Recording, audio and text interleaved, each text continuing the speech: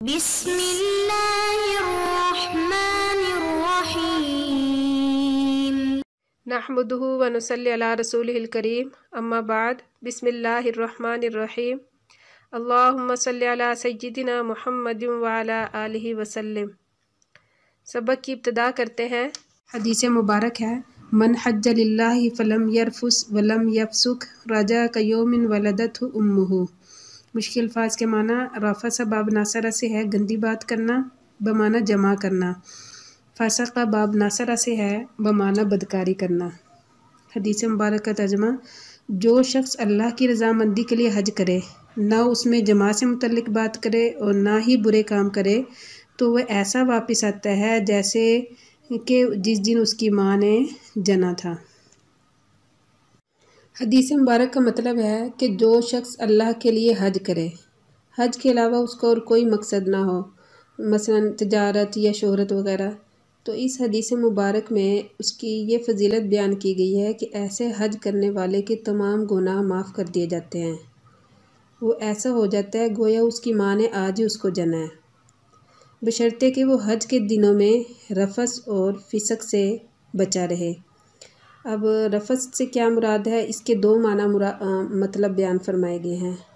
رفث ہر اس چیز کو کہتے ہیں جس کو مرد عورت سے چاہتا ہے، اور بعد نے اس کا یہ معنی مراد لیا ہے کہ رفث فحش اور بری بات کو کہتے ہیں۔ اور فسوق، حضرت ابن عمر رضی اللہ تعالیٰ عنہما فرماتے ہیں کہ فسوق ہر اس چیز کو کہتے ہیں جس سے محرم کو منع کیا گیا ہے، اور وہ 6 چیزیں ہیں۔ نمبر 1 وطی، اور جو وطی کی طرف مائل کرے، مثلا بوسہ وغیرہ، اور دوسرا ہے خشکی کا شکار، تیسرا بالوں کا اور ناخن وغیرہ کا کاٹنا، چوتھا بدن یا کپڑے وغیرہ میں خوشبو کا استعمال۔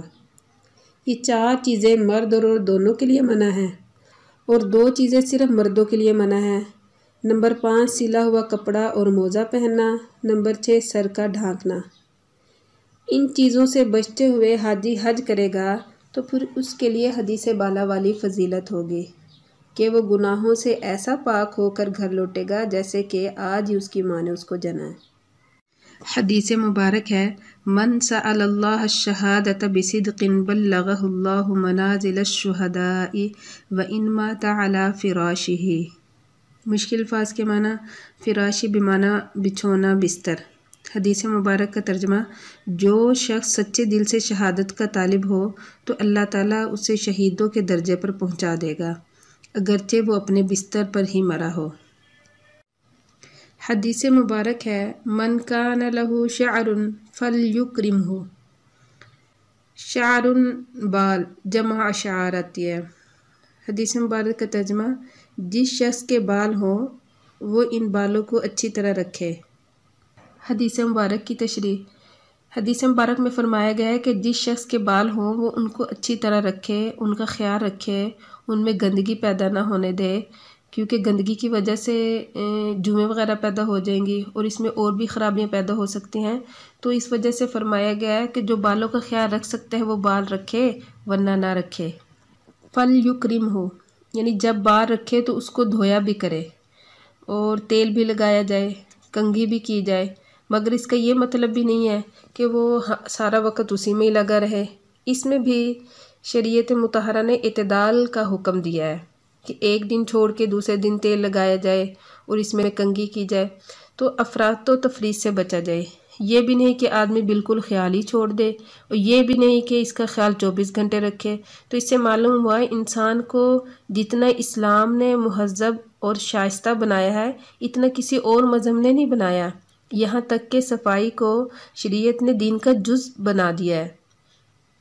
حدیث مبارک ہے من احتبس فرسا فی سبیل اللہ ایمانا باللہ وتصدیقا بوعدہ فإن شبعہ وریہ وروثہ وبولہ فی میزانہ یوم القیامۃ۔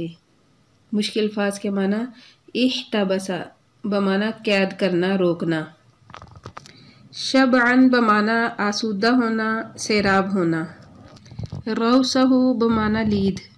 حدیث مبارک کا ترجمہ، جس شخص نے اللہ کے راستے کی نیت سے گھوڑا پالا، اللہ تعالیٰ پر ایمان رکھتے ہوئے اور اس کے وعدے کو سچا جانتے ہوئے تو اس گھوڑے کا چارہ اور پانی اور اس کی لید اور اس کا پیشاب قیامت کے دن اس شخص کے اعمال کے ساتھ تولا جائے گا۔ حدیث مبارک کی تشریح ایماناً باللہ و تصدیقاً بوعدہ۔ حدیث مبارک کے جملے کا مطلب یہ ہے کہ جس نے جہاد اور دشمنوں سے لڑائی کے لیے جو گھوڑا پالا اس میں اس کی نیت محض اللہ کی رضامندی اور خوشنودی ہو، اور جو اللہ تعالیٰ نے اس پر وعدہ فرمایا ہے اس پر اس کو استحضار ہو۔ شبعہ وریہ، اس سے مراد تمام وہ چیزیں ہیں جس سے جانور اپنا پیٹ بھرتا ہے اور سیراب ہوتا ہے، مثلا گھاس، دانا، بھوسا۔ حدیث مبارک سے معلوم ہوا کہ ان تمام چیزوں کا ثواب قیامت کے دن اس کے اعمال میں لکھا ہوا ہوگا اور پھر اعمال کے ترازو میں اس کو تولا بھی جائے گا۔ آج تو یہ پیشاب اور پیخانے کی شکل میں ہے، مگر یہی کل قیامت کے دن ثواب کی شکل میں ملے گا۔ نوع آخر منہ، اسی جملے شرطے کی دوسری قسم کا بیان یہاں سے شروع ہوگا۔ حدیث مبارک ہے اذا سرتک حسنتک وساءتک سیئتک فانت مؤمن۔ مشکل الفاظ کے معنی سرت کا، سر باب ناصرہ سے ہے بمعنی خوش کرنا، حسنتک بمعنی نیکی، جمع حسنات آتی ہے، ساء باب ناصرہ سے ہے برا ہونا۔ حدیث مبارک کا ترجمہ، جب تمہاری نیکی تمہیں بھلی لگے اور تمہاری برائی تمہیں بری لگے تو سمجھو کہ تم مومن ہو۔ حدیث مبارک کی تشریح، حدیث مبارک ایک صحابی کے سوال پر کہ ان کا سوال یہ تھا کہ ایمان کیا ہے، تو اس کے جواب میں یہ ارشاد فرمائی گئی ہے۔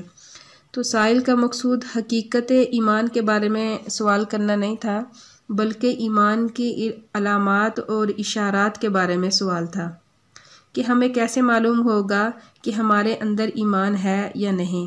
تو اس پر آپ صلی اللہ علیہ وسلم نے فرمایا اذا سرتک حسنتک وساءتک سیئتک فانت مؤمن، یعنی جب کوئی نیکی کا کام اللہ کروائے تو دل میں خوشی ہو، اور اگر بشریت کے تقاضے پر کوئی کام ایسا سرزد ہو جائے جو شریعت نے منع فرمایا ہے، اس کے کرنے کے بعد دل میں اللہ کا خوف آ جائے، اگر یہ کیفیت اپنے اندر محسوس کرے تو سمجھ لے کہ ابھی ایمان موجود ہے، کیونکہ ایمان کا ادنا تقاضا یہی ہے کہ آدمی خیر اور شر میں تمیز کر لے، ورنہ کسی غیر مسلم کے دل میں یہ بات نہیں آ سکتی۔ بالفاظ دیگر اس حدیث میں آپ صلی اللہ علیہ وسلم نے حالت ایمانی اور حالت کفر کی مثال تندرست اور بیمار آدمی کے ساتھ دی ہے کہ جو تندرست آدمی ہے اس کے حواس درست اور صحیح ہوتے ہیں، میٹھی چیز کھانے کے بعد وہ اس کو میٹھی ہی لگے گی، اور اگر بیمار میٹھی چیز کھائے گا اس کو کھانے کے بعد وہ کڑوی لگتی ہے۔ اسی طرح سے ایمان والا نیکی اور بدی کا شعور رکھتا ہے، یہ نیکی کو نیکی اور بدی کو بدی سمجھتا ہے، بخلاف غیر مسلم کے اس کو تو یہ احساس اور شعور ہی نہیں ہوتا نیکی اور بدی کا۔ حدیث مبارک ہے اذا وسد الامر الى غیر اہلہ فانتظر الساعہ۔ مشکل الفاظ کے معنی وسد الامر، کسی کے ذمے کوئی کام لگانا، الساعہ مراد یہاں قیامت ہے۔ حدیث مبارک کا ترجمہ، جب حکومت وغیرہ کا کام نااہل کے سپرد ہو جائے تو اس وقت تم قیامت کا انتظار کرو۔ حدیث مبارک کی تشریح، وسیدہ عبدالحق محدث دہلوی رحمۃ اللہ علیہ فرماتے ہیں کہ یہ لفظ سین کے شد اور تخفیف دونوں کے ساتھ پڑھا جاتا ہے، معنی اس کا تکیہ اور اعتماد کرنا ہے۔ جس شخص سے ذمے کوئی کام لگایا جاتا ہے تو گویا اس شخص پر اعتماد اور تکیہ کیا جاتا ہے۔ الامر سے مراد حکومت، امارت اور قضاء وغیرہ ہے۔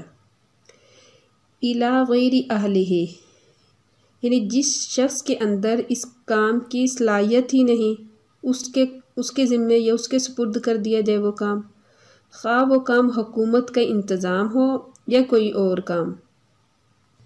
جیسے کہ بعض کی رائے ہے کہ الامر سے مراد حکومت ہے، تو اگر یہاں حکومت مراد لیا جائے تو مطلب یہ ہوگا کہ اس میں اہلیت ہی نہ ہو حکومت کرنے کی۔ اب اہلیت نہ ہو تو اس کے بھی دو مطلب ہو گئے پہلا تو یہ کہ اس میں وہ شرائط ہی نہیں ہیں، مثلاً وہ عورتیں ہیں، بچے فاسق، جہلا وغیرہ۔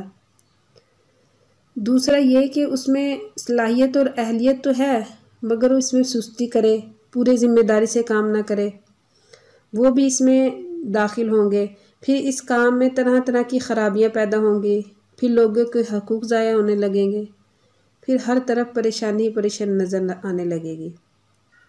تو ملا علی قاری رحمۃ اللہ علیہ فرماتے ہیں اسی پر قیاس کر لو کہ تمام عالی شان کاموں کو، مثلاً تدریس کا کام ہے، فتویٰ نویسی ہے، امامت ہے، خطابت ہے، جب یہ امور غیر اہل کے سپرد ہو جائیں گے تو پھر قیامت کا انتظار کیا جائے۔